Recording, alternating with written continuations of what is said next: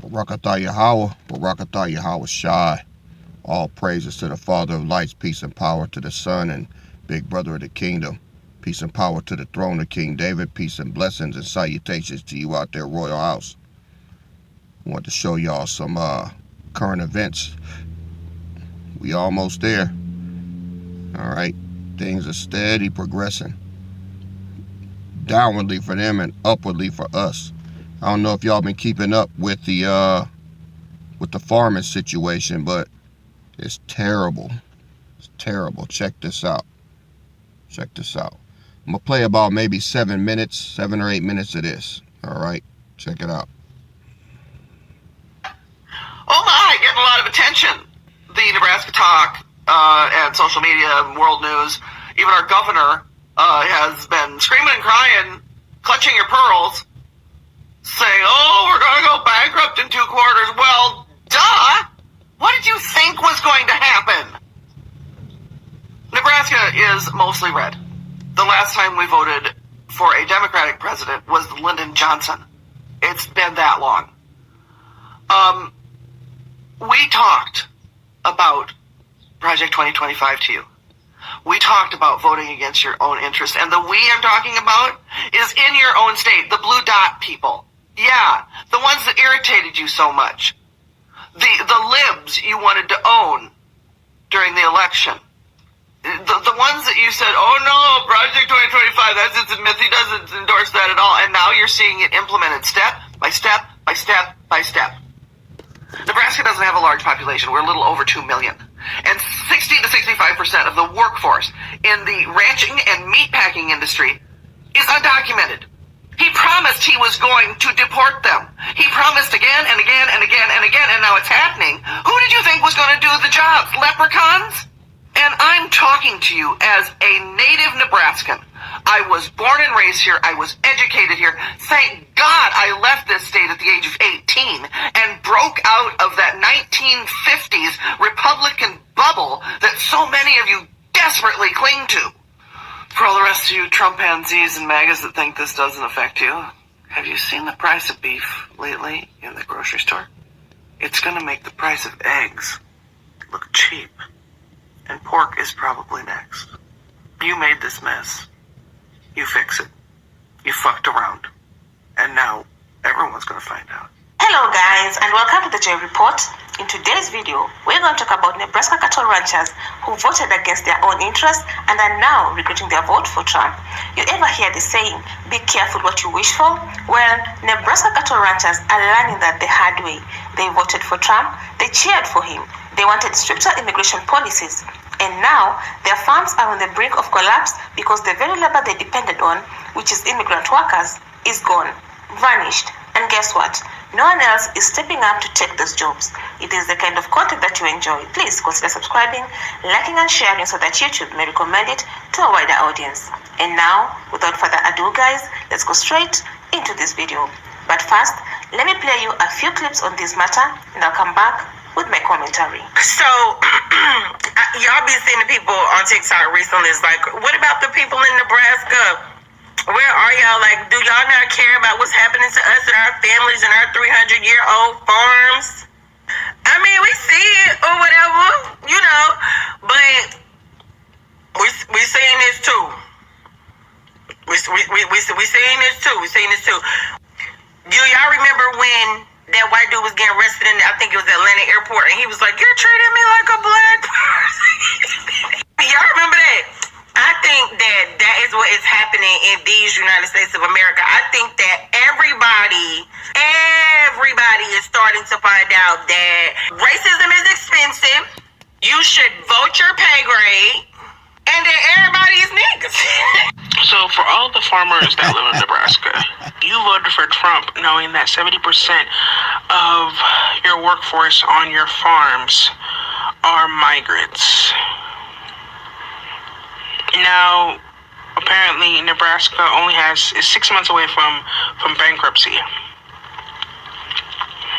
You voted for the mass deportation of 70% of your workforce on your farms, and now are complaining that your farms and your livelihood will not survive it. There's a little bit of good news coming out of Nebraska. I mean, if you could call it good news. They have identified a way to cut their budget shortfall pretty much in half. Now, if you haven't been paying attention to the story that's happening in Nebraska, there's a lot of panic that the state is going to go bankrupt. And there's some saying it will happen in just the matter of a couple of months because they have a $400 million budget shortfall. There's a lot of different reasons for it. Let me tell you what they are, but a lot of it very much is self-inflicted wounds. And now they're kind of dancing around going, oh my God, what did we do? Nebraska is experiencing right now at a state level what we're all about to face at a federal level. So I think it's important to pay attention there because this is what happens when you give giveaways and subsidies and tax breaks to the wealthy, and you do all of these things that in the moment feel right because they get you votes and they get you popularity and they get you all this shit. And then when you have to pay the bills, you realized you've fucked yourself. And that's exactly what Nebraska has done. I think the number one reason that Nebraskans should be concerned is that they've lost their immigrant labor. Nebraska was one of those states that had there's a lot of farming, a lot of agriculture type businesses, and they use a lot of immigrant labor. Whether they're documented or not does not matter. There were people who were not native Nebraskans who had moved there and were working there. Nebraskans, like a bunch of other states, voted for Trump, which told their immigrant population, we're not welcome here. Instead of waiting for the jackboot stormtroopers from ICE to come knock on their doors, the immigrants pieced out. We're going to go someplace where people will use our labor and will like us and will treat us with a little bit of dignity. So they probably hustled their asses to Colorado or California or someplace else where they could get work and they could be safer. So rumor has it that this was 60% of their labor force. And when you lose that much of your labor force, you've got no one to pick your wheat, you got no one to slaughter your cows, you're in big fucking trouble. So that's the start of it. They're not making as much revenue, they're not supplying as much food into the food chain, which, by the way, screws all of us. Our food supply is going to be fucked if this happens. So let's just say that. But they also did a lot of other things, right? They put in corporate tax breaks and they did all this other stuff. Now suddenly they don't have a pot to piss in. Their budget committee has gone back to work and they're trying to find places where they can find this money. And they've identified $165 million more in revenue that they can bring in. 65 million of it is from, well, let's just go ahead and raise the taxes on the corporations. Amazing how quickly the money pours in if you make everybody pay their fair share. But I digress. Anyway, they've also done some other things, cut some extra funding. They cut a major portion of funding to the University of Nebraska Medical Center, which is quite frightening for the people who work there and a lot of the research they're doing. Probably have to make a total separate video about that because university hospitals all across the nation are getting crushed right now because they're losing a lot of their funding. But one thing they've also decided to do was to take the cash out of their slush fund. Every state kind of has this emergency fund. And I get that they think, okay, this is an emergency. We got to use the slush fund. So they're putting their slush fund toward their budget deficit. I understand that. But what's happening is, in case you don't know, Nebraska is one of those, let's use the word socialist states, meaning they are one of those red states that gets more from the federal government than they put in. Okay, they get a ton of subsidies for their farmers, they get a ton of stuff. And sadly, there's a lot of people in Nebraska who are poor or even poverty level citizens. And they need government funding. They need things like Medicaid and SNAP benefits and those types of things. Well, when you've got the Doge dickheads going, nope, cut it all off. We don't give a fuck who starves. We don't care about poor people. We don't care about children. Cut it all off. What's happening is the federal government will start giving less to Nebraska. And Nebraska's going to be expected to pull herself up by her bootstraps. Not if they've raided their slush fund. If they don't have any money left in their slush fund, they can't help their hungry and poor citizens. So again, it's all self-inflicted wounds because this is how they voted, and they supported an administration that was going to slash. They supported an administration that said, no more brown people.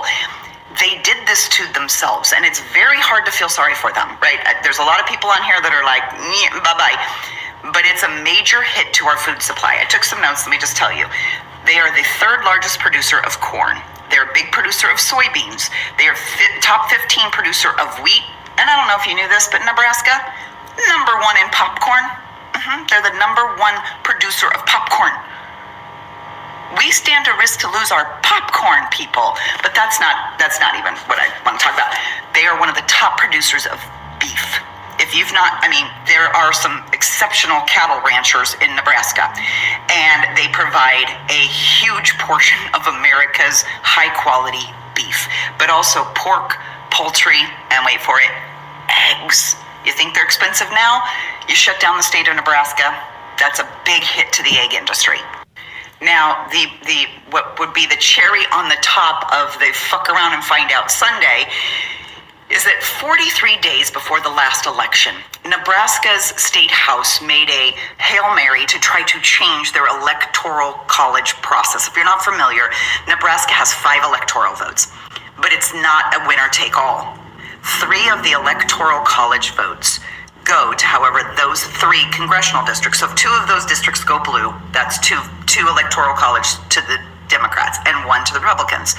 And then the other 2 are given to the person who the party that wins the overall state. So if the Republicans win the total state, they would get that. So last year, the way it stood to be was that Donald Trump would probably get 4 electoral votes, Kamala Harris would get 1.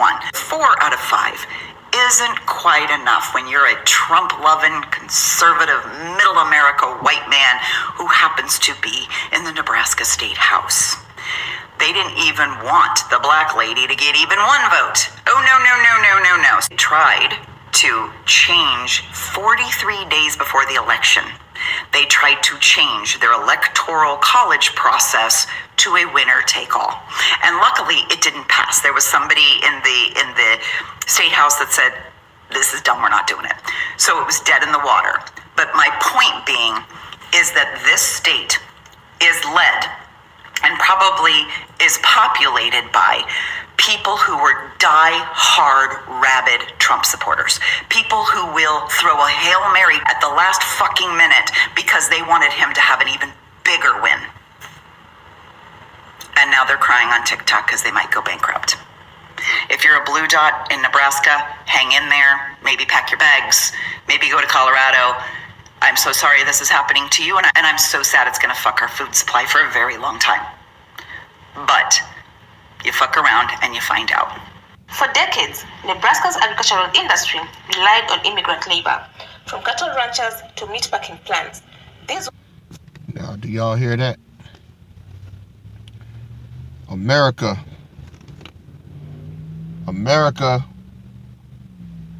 is experiencing their nigger moment. All right. They are experiencing every ounce of the okie doke. All right. Let me explain. They thought that when Trump got in, they thought he was going to be part of the good old boy crew, you know. Now, make no mistake, niggas finna get bopped on too. You know they going after Section 8, right? They going after Section 8. They're cutting $260 million from the Section 8 program, which means that they're going to be firing a shitload of Section 8 counselors and workers, ones that process it. Already takes like 2 years to get on, and now it's going to probably double that because it's going to be even slower. All right. Trump cutting. You know why? Because next month, all right, he has to report. It's called the Insurrection Act. All right. And what that means is if America's on the verge of societal collapse, that means that in order to curtail that, he got to put boots on the ground. That means he got to deploy National Guard troops and put them on the ground. Now, is that martial law? It's just like martial law under another name. What's the difference? With the Insurrection Act, he doesn't have to go through Congress to implement it. He signed that in when he was elected on January 20th. And he had 3 months. In 3 months, he has to give a report.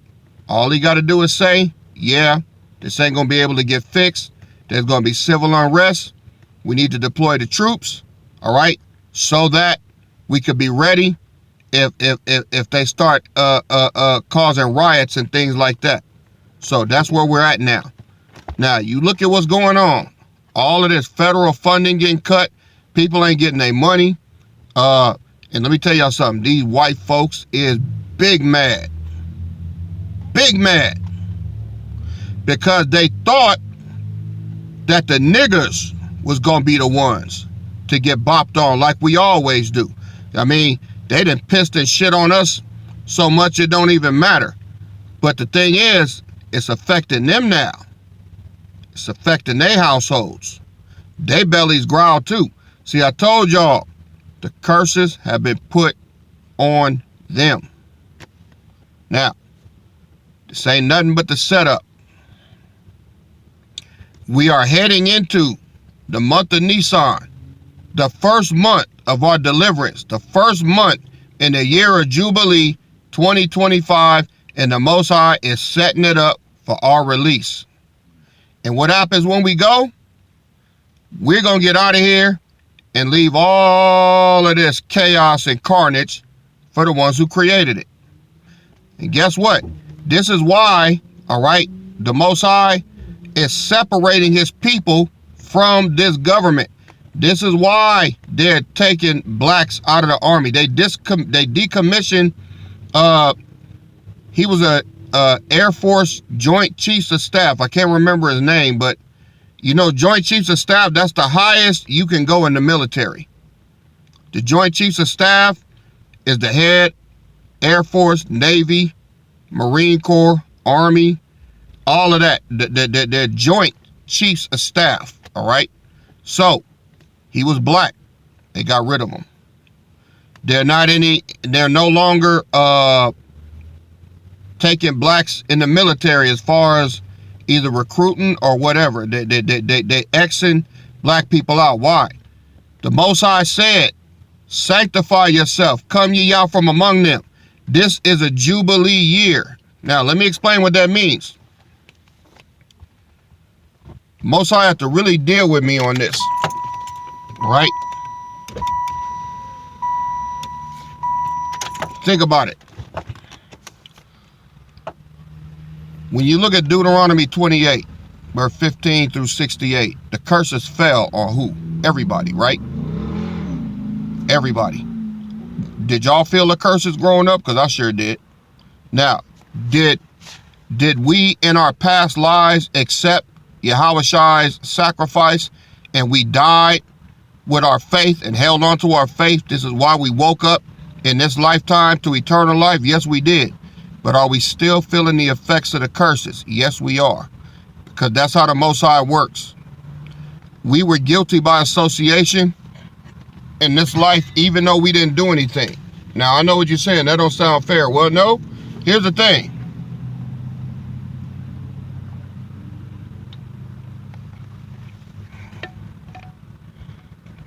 In Daniel chapter 12, roughly paraphrasing, he says, some shall wake up to everlasting life, and some shall wake up to shame and everlasting contempt, right? So, we woke up to everlasting life, meaning that from the time that Yahushua was here, we gave our lives to him and he went to the cross and we died back then, we were regenerated in this time,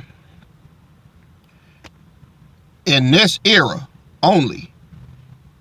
But the Pharisees and all them, this is why their spirits are so fucked up, because their spirits are full of trauma. You know why? A lot of them woke up being rounded up in Africa, put on slave ships and brought over here, got the hell beat out of them on plantations. They died, woke up again, had another lifetime in the early 1900s, all right? Probably went and fought in World War I, all right? Died, woke up again, woke up in the damn civil rights era, all right? And then now, a lot of them are here with all that trauma on their spirits because they woke up to shame and everlasting contempt. But us, we only woke up once right now. Yeah, we felt the effects of the curses and everything in this life, but this is the only time we done felt it. They felt it over and over and over. Shame and everlasting contempt. And then a lot of these, when these Pharisees woke up to what was called the truth, they got duped again. Yahushua is not allowing them to understand who they are and how they're getting fucked. Now, once we're glorified, he's going to open their eyes to let them see just how bad they fucked up. He played a very dirty trick on them, well deserved, all right? But they had a chance. Scripture's clear. I set before you this day life and death. Choose life. They didn't choose life, they chose death. So because they chose death, they just keep on dying and coming back. Keep on dying and coming back. Keep on dying and coming back. But this time around, it's going to be worse. Now, when it comes to these farms, the Most High is setting it up. You heard it talk about the eggs, the beef, everything, right? The food, well, there's going to be a food shortage, right? Let's go to Isaiah chapter 65.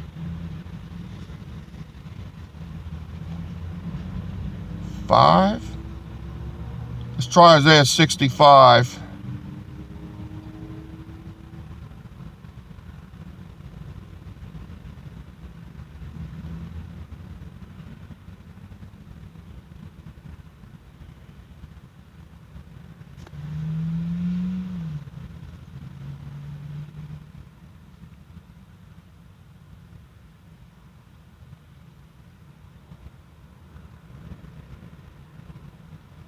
Start at verse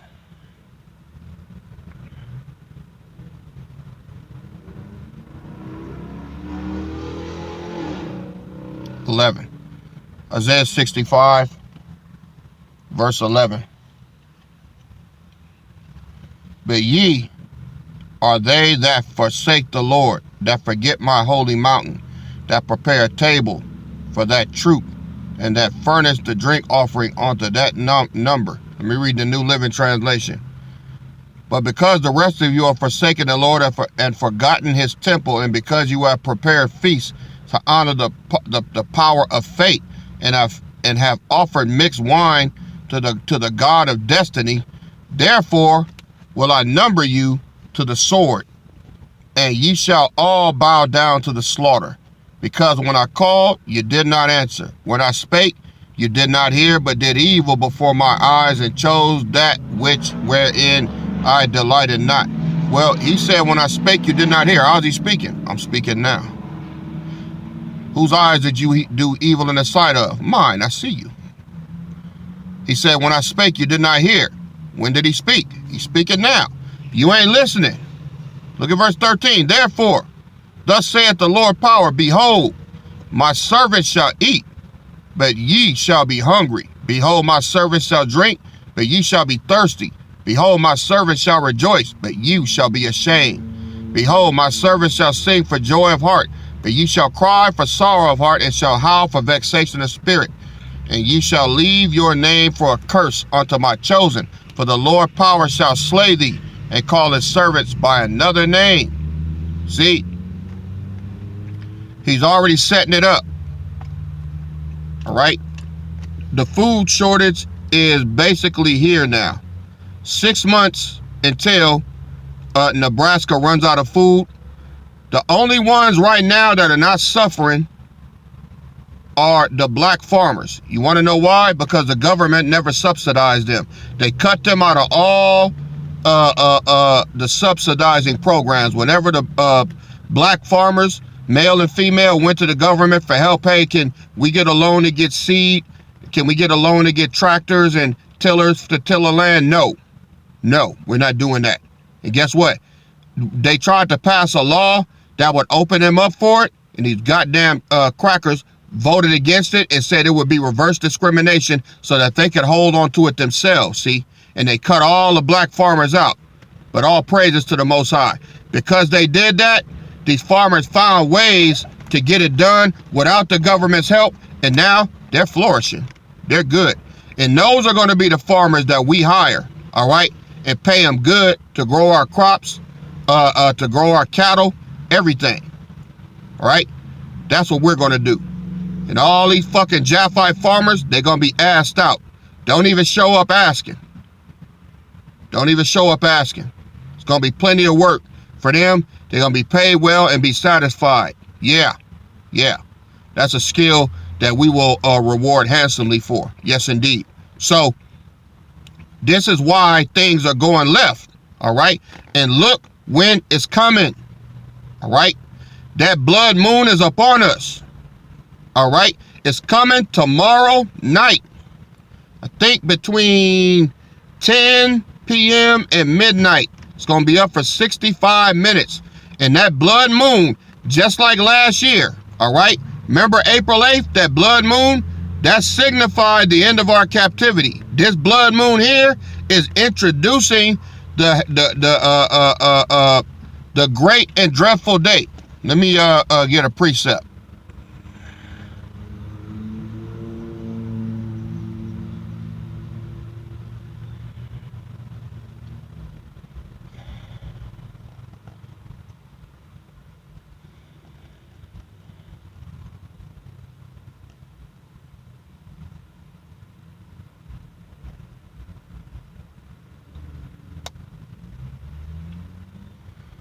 Joel 2.